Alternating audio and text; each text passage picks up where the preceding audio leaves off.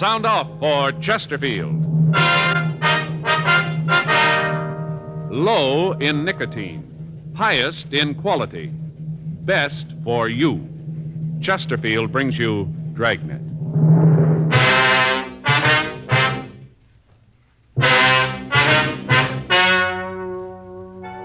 Ladies and gentlemen, the story you are about to hear is true.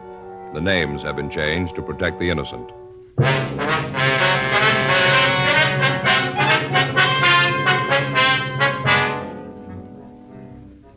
You're a detective sergeant. You're assigned to robbery detail. For the past 3 weeks, a lone thief has been victimizing stores and check cashing agencies. You've got a description of the man, but so far you've failed to identify him. Your job? Get him. Before you buy your next pack of cigarettes, think this over. A doctor has been examining a group of Chesterfield smokers with special attention to the nose, throat, and sinuses. His latest report, after a full year and a half, says no adverse effects from smoking Chesterfield. Don't you want to try a cigarette with a record like this? Chesterfield, regular or king size, they're low in nicotine, highest in quality, best for you.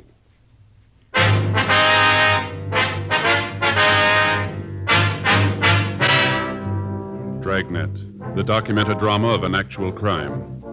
For the next 30 minutes, in cooperation with the Los Angeles Police Department, you will travel step by step on the side of the law through an actual case transcribed from official police files. From beginning to end, from crime to punishment, Dragnet is the story of your police force in action.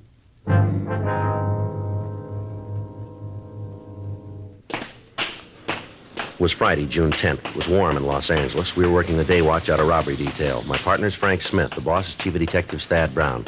My name's Friday. We'd gotten a call that there'd been a holdup, and it was 10:36 a.m. when we got to the corner of Alvarado and Catalina Streets, the Harrison Check Cashing Agency. I'm sorry, you'll have to come back. We've had some trouble and we're not open for business. Come back in about an hour. Police officer, sir. Oh, well, where have you been? I was held up, held right up. Yes, sir. Yeah, fellows in the police car was here. They told me that you'd come out. Well, where have you been? It's taken you long enough. Didn't you use the siren? Yes, sir. We came out just as soon as we got the call. Just seems us taxpayers would get better service than that. Well, sir, the call just came in 4 minutes ago. Oh, well, all right then. Well, now let me tell you all about it. Yes, sir, if you would, please. Oh, you just bet I would. Well, now, first off, I had trouble sleeping last night. I knew right off it was going to be a bad day. I can always tell, when I've had a bad night, the next day's always a doozy. Did you give the officers in the radio car a description of the man who held you up? Yes, sir, I sure did. I gave it to them right off. Now, you're going to let me tell you all about the holdup? Yes, sir, if you go ahead, please. Well, I had a bad night. Real bad. I knew. Say, my name's Harrison. Abel Harrison. I don't think I got you a fellow's names. Oh, this is my partner, Frank Smith. My name's Friday. How do you do, glad to Harrison? know you, yeah. Darn fool next door kept pounding the typewriter all night. He never let up. Sir? The man next door, that's why I didn't get any sleep. Some crackpot trying to be a writer. Oh, it's an awful thing. All night long. Dit, ding, dit, ding. All night. Not a wink of sleep. Yes, sir. If you just tell us about the robbery, please. You ain't interested, huh? Well, no, sir, it isn't that. It's just that the more time we lose here, the harder it's going to be to apprehend the suspect. You can understand that. Oh, well, yeah. Now, maybe if you just answer some questions for us, it might be easier and possibly a little faster. Huh? Okay. Fire away. What time did the man come in? About 10:12. Was he alone? Yep. Did it look like there might have been anybody else with him? Nope. Do you know if he drove an automobile? Couldn't tell. I see. Well, would you tell us exactly what he said and what he did from the time that you first saw him? Came in, 10:12, had a gun, walked over to me, pointed the gun, told me to stick up. That the way you fellows want it? Oh, you just relax, Harrison, will you, and tell the story in your own words. I'm trying to do just that. Yes, sir. Maybe if I went slower, it'll be easier for you boys. All right, sir, you go right ahead. Well, he came in, stood around for a minute, then come over to the counter. I asked him if I could help him. Uh-huh. We cash checks, payroll checks. First off, I thought that's what he wanted, to cash a check. Wasn't, though. I asked him what he wanted, and he pulled out the gun, told me to keep quiet and hand him the money. Pointed the gun right at my heart, right here. My heart. Are you with me so far, boys? Yes, sir, go ahead. So I gave him the money, all there was in the drawer. I see, sir. About how much was taken, Mr. Harrison? About $1,500. He just took the paper money. He didn't want the silver. Had 2 paper bags. Looked like he'd carried his lunch in them. All kind of wrinkled, you know. Yes, sir. Had me put the money in them. Then he told me to lay down on the floor. Lay there and count to 100 by ones. Told me not to move until I'd finished. He said if I did, he'd come back and kill me. The way he told me, you knew he meant it. After that, he left. All right, sir. What if you can give us a description of the man? Sure, but already gave one to the other cops. Ain't that enough? We'd like to have you tell us, if you would, Mr. Harrison. Oh, them other fellows don't work with you, huh? Well, yes, sir, they do, but we'd just like you to describe the man to us. Well, what's the matter? Won't they tell you? Well, yes, Mr. Harrison, they'll tell us, but the questions they ask you are for getting out a broadcast. We have to fill out a report and try to get the man who did this. Oh. Seems like a pretty funny way to operate. Don't tell the other cops what's going on. How tall was the man, Harrison? Well, let's see. I'd say about 5 feet, maybe 8 to 10 inches. Mm-hmm. How much did he weigh, would you know?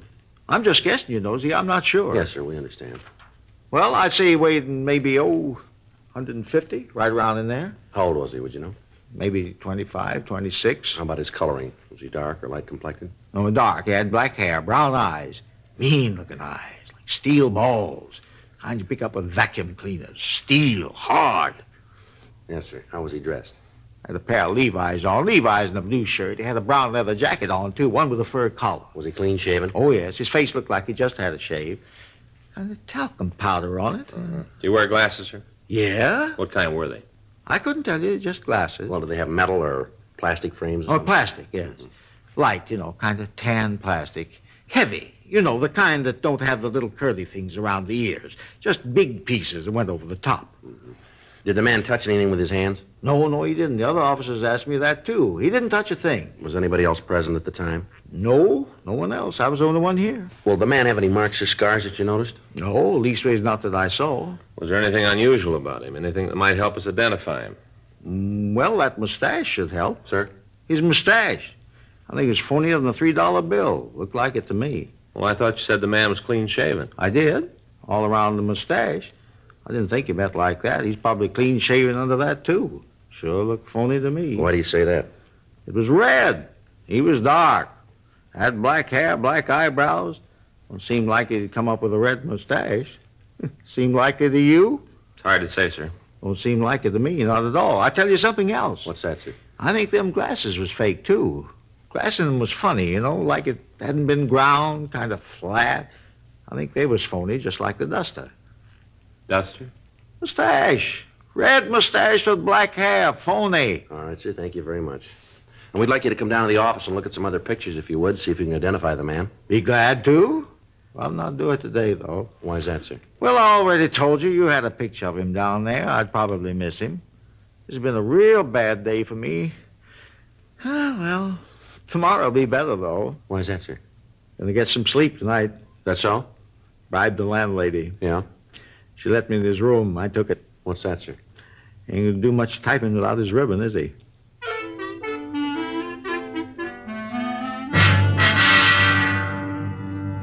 For the past 3 weeks, we'd heard the same story. A man had entered a check-cashing agency or a small neighborhood store and at gunpoint taken all of the currency. Each time, he'd hit just after the owner or the manager had come back from the bank. The descriptions we'd gotten in each theft was the same. Each of the victims looked over the mug books, but they were unable to identify the suspect. The stats office had made an M.O. run going back 10 years. The leads they turned up were run down, but they led us nowhere. Communications to George Brereton up at CII in Sacramento had turned up no new information. We were right where we were after the first robbery. We had a suspect we couldn't identify, a suspect that we couldn't find. 10:45 a.m., the latest victim closed up his place of business and started to accompany us downtown. As we walked out of the store, a police car pulled up to the curb. In the back seat was a man of about 25 years of age. The officer told us that they'd caught the man running down an alley 3 blocks away. The man who matched the description of the thief identified himself as Rudy Martin. While the radio car officer stood by, we took the suspect over to our car to see Averill Harrison, the victim. Caught him already, huh? Is this the man who held you up, sir? Let me get out and take a good look. All right.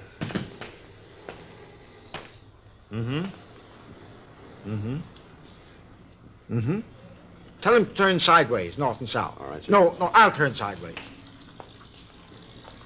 That's him. Are you sure?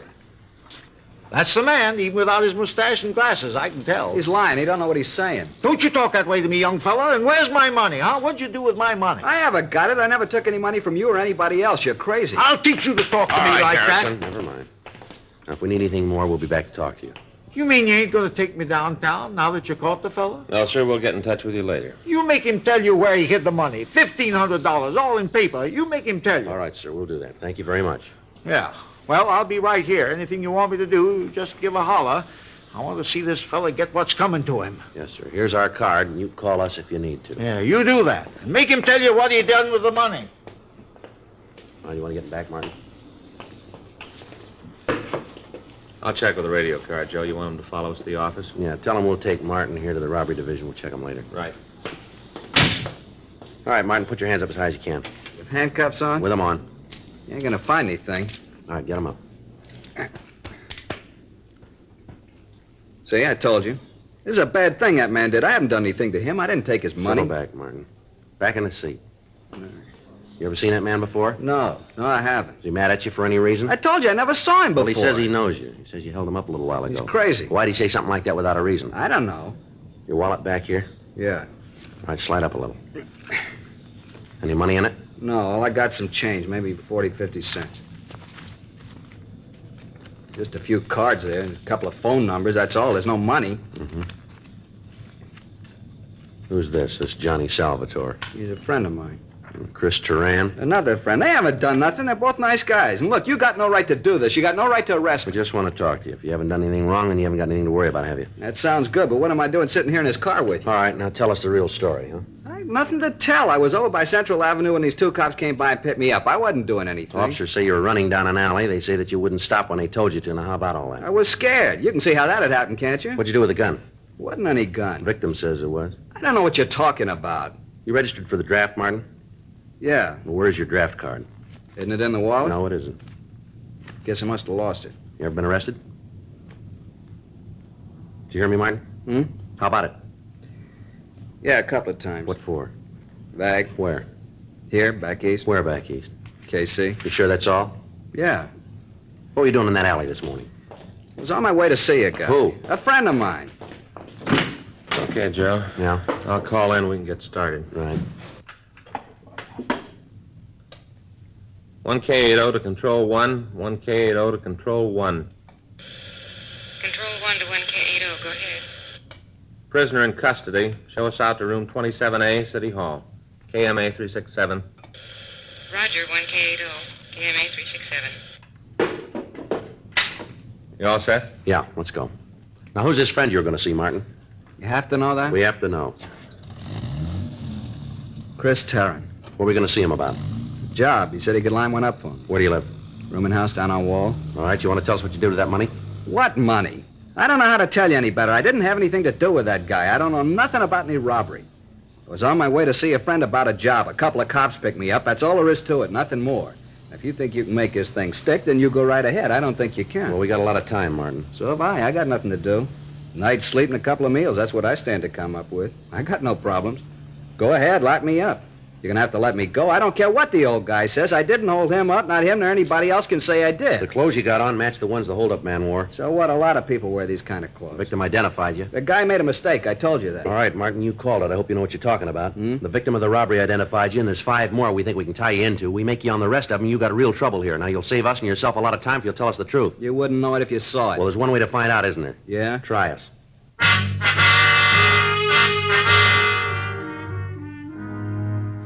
10:52 a.m. We took the suspect back to the city hall and we talked to him for over 3 hours. He refused to admit any knowledge of the holdups. We checked him through R&I and we came up with the arrest record that he told us about. In checking his record, we found that the suspect was wanted for draft evasion. In the meantime, the other victims of the holdup man had been brought down to the office. The suspect was placed in a show-up with several other persons. They all failed to identify Martin as the thief.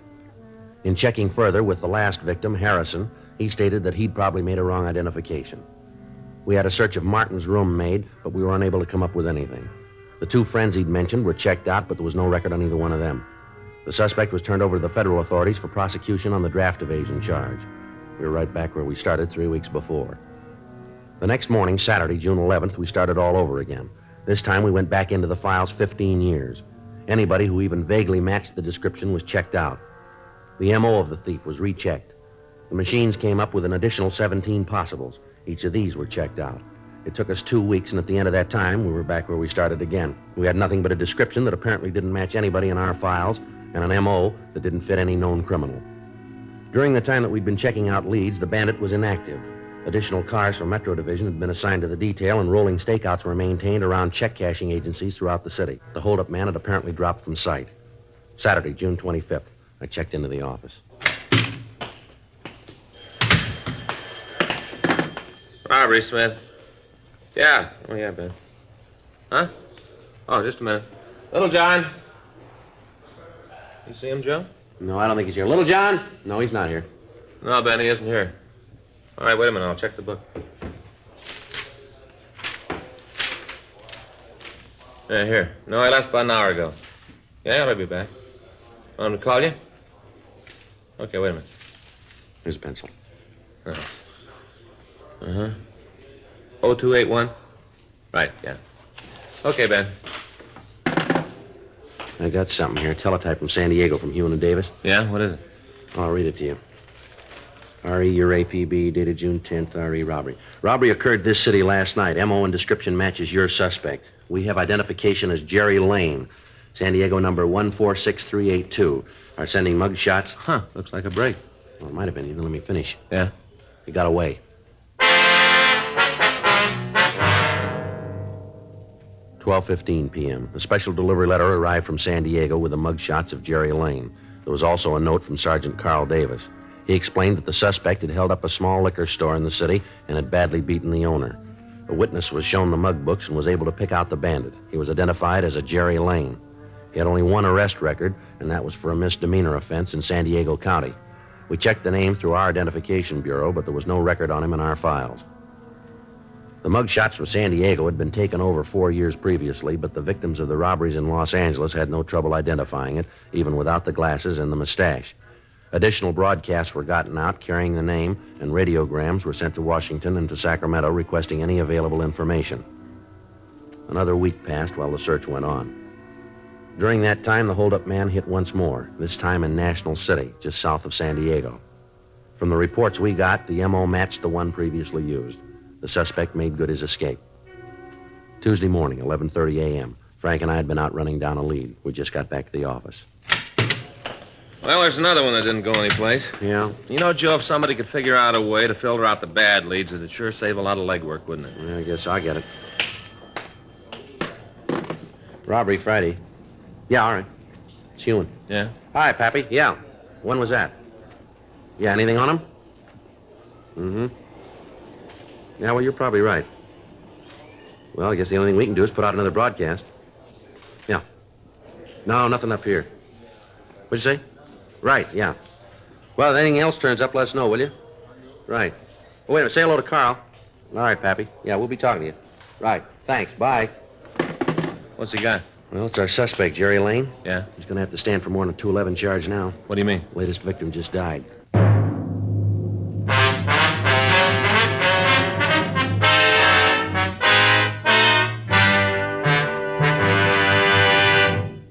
You are listening to Dragnet, the authentic story of your police force in action. It's so satisfying to know that my Chesterfield is low in nicotine, highest in quality. Chesterfield, low in nicotine, highest in quality. A fact proved by chemical analyses of the country's 6 leading cigarette brands. And it's so satisfying to know that a doctor who has been making thorough examinations, especially of the nose, throat, and sinuses, reports no adverse effects from smoking Chesterfields. His report is a part of a program supervised by a responsible research laboratory and is based on thorough bi-monthly examinations of a group of Chesterfield smokers over a period of a year and a half. That's 18 full months now. Don't you want to smoke a cigarette with a record like this? Regular or king size. Chesterfield is low in nicotine, highest in quality. Best for me, best for you.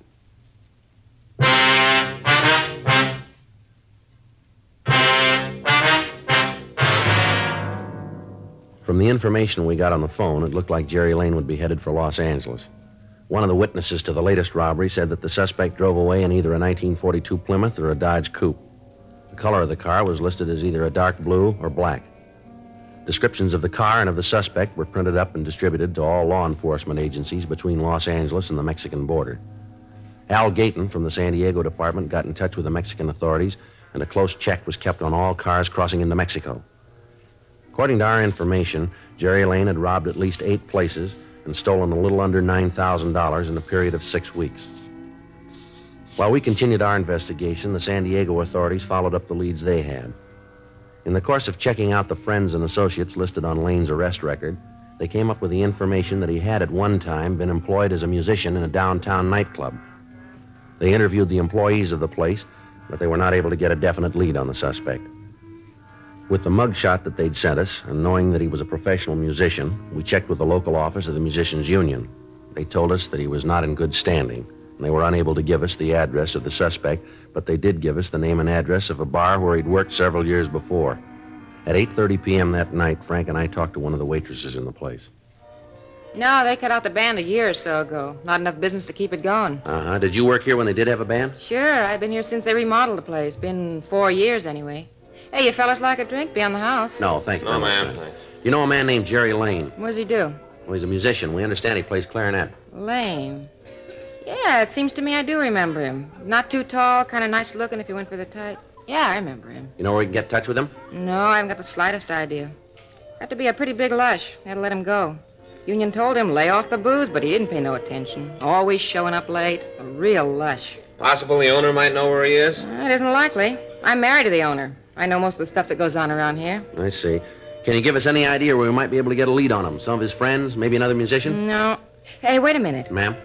I might know someone. Let me make a phone call. Well, if you give us the phone number, we can put in the call. No, I'd rather not do that. You see, this girl used to see a lot of Jerry. Maybe she don't want to get mixed up in a thing like this. I'll call her and find out. If she knows, she'll tell me. If she doesn't, there's no harm done. Okay. Got a dime? Just a minute. Here's 2 nickels. Thanks.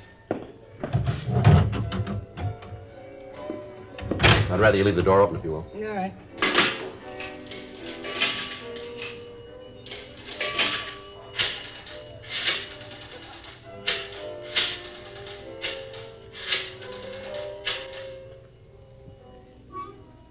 Hello, may I speak to Betty Hodgin, please? Yeah. All right. They're calling her. Good. Nice girl. Never figured out what she saw in Jerry. Mm-hmm. Hello, Betty?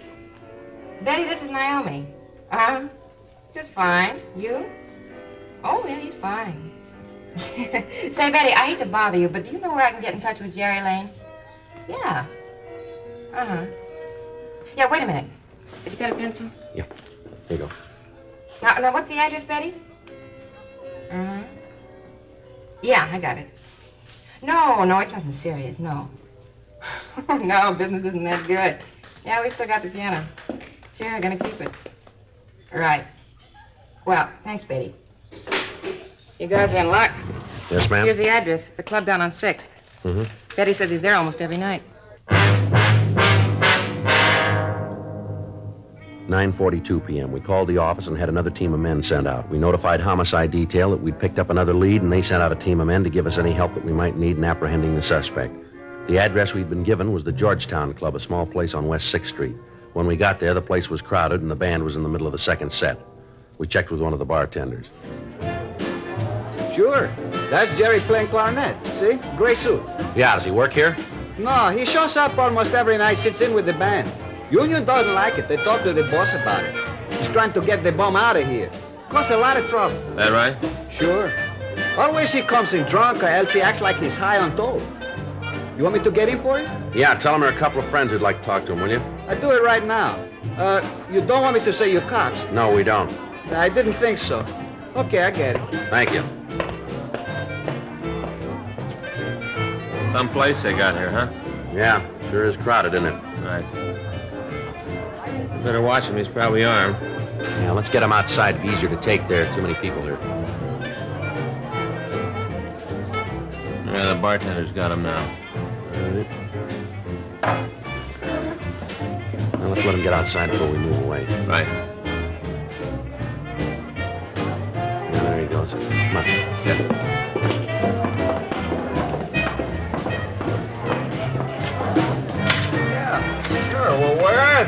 had a couple of friends. Where are they? They said they would be here. Now, wait a minute. Here they are. Oh. I know you. Where did I know you fellas from? You Jerry Lane? Yeah, what do you want to see me about? I gotta get back in there. If you fellas don't need me no more, I'll get back to work, huh? No. Yeah, thanks a lot. Go No ahead. problem. All right, now what's this all about? I don't know you guys. Police officers, you're under arrest. What for? Frank? Yeah. Stand still. What are you trying to do? You got nothing on me. Stand still. You stay away from me, cop. Now leave me alone. All right, hold it up, mister.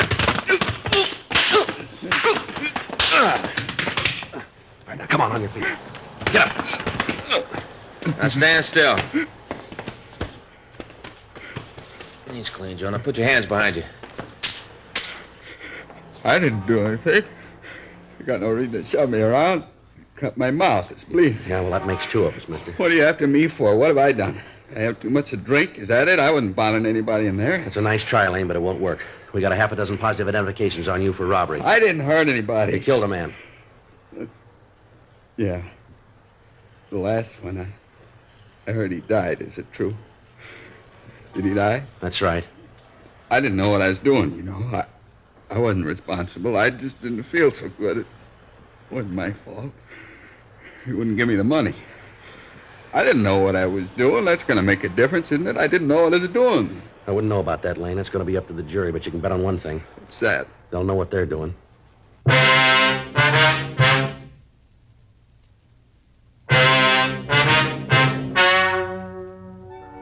The story you have just heard is true. The names have been changed to protect the innocent. On December 17th, trial was held in Department 92, Superior Court of the State of California, in and for the County of Los Angeles. In a moment, the results of that trial. And now, here is our star, Jack Webb.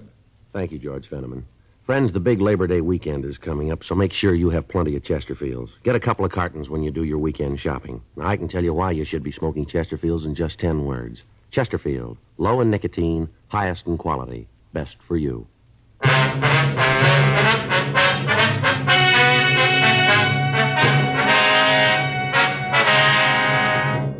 Gerald Carlisle Lane was tried and convicted of murder in the first degree and was executed in the lethal gas chamber at the state penitentiary, San Quentin, California.